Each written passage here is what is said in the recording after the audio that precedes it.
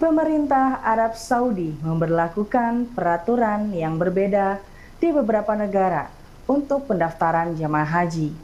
Di Amerika, untuk saat ini pendaftaran haji dilakukan dengan cara online, tidak lagi melewati biro haji atau travel. Hal ini membuat jemaah haji Amerika harus pandai untuk mempersiapkan bekal sendiri selama melakukan ibadah haji. Berikut liputannya. Menginjakkan kaki di tanah suci dan menjalankan rukun Islam yang kelima menjadi impian bagi banyak orang, termasuk 3 muslimah asal Indonesia yang tinggal di Amerika Serikat. Ake Pangasuti kini tinggal di San Francisco. Terharu, tiap hari nangis. Mata pada benar interview. Jadi ternyata benar ya, yang apa kata-kata orang bilang, kita tuh tamu Allah. Apa yang kita inginkan, kita plan hari apa, itu semuanya dibuat lancar. Dan Sementara Miranti tinggal di Chicago dan pergi berhaji bersama adiknya. Bisa kesini kayak mimpi gitu loh. Kok bisa ya saya kesini? Saya emang udah 2 tahun terakhir pengen gitu, tapi nggak tahu gimana caranya. Kok alhamdulillah saya bisa pergi. Kebetulan juga Ketiga sahabat lama yang kini tinggal di kota yang berbeda ini bersyukur tahun ini bisa menunaikan ibadah haji.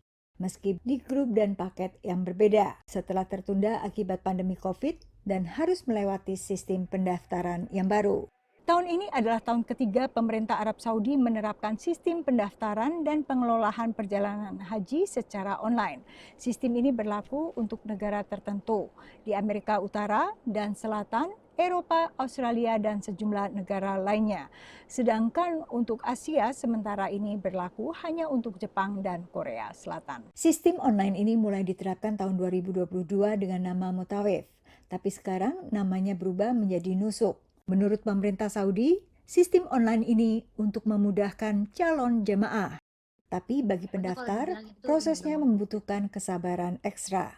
Stressful ya Mbak ya, stressful banget. Jadi kalau mau diomongin masalah level kesulitan, itu levelnya tinggi sekali. Karena memang masalahnya itu penjualan itu dikeluarkan di saat bulan Ramadan. Dimana kita banyak harus melakukan ibadah yang kita otomatis terganggu karena kita nggak bisa mengakses dari komputer. Ibarat karena itu kayak lotre jadinya ya. Jadi nggak menjamin siapa bakal dapat. Mau taruh duit mau berapa ribu juga kalau memang nggak dapat ya nggak dapat. Dan saat di Mekah pun, akhirnya mereka harus melakukan apa-apa sendiri. Tidak bisa fokus pada ibadah.